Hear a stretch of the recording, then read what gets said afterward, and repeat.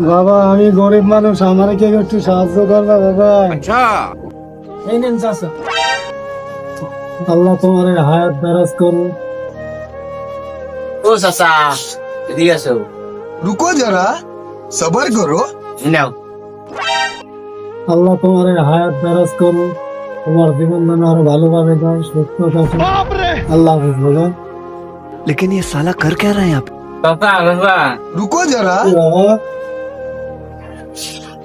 কেরাম করতেছেন? 100 বাবা, लेकिन एक सेकंड আতুল করে দেওয়ার পর আল্লাহ যে কোলা 100 টাকা দিছে খোদা, আরে সুন্দরী বড় লোকের একটা মাইয়ের মিটাইয়া দেয়।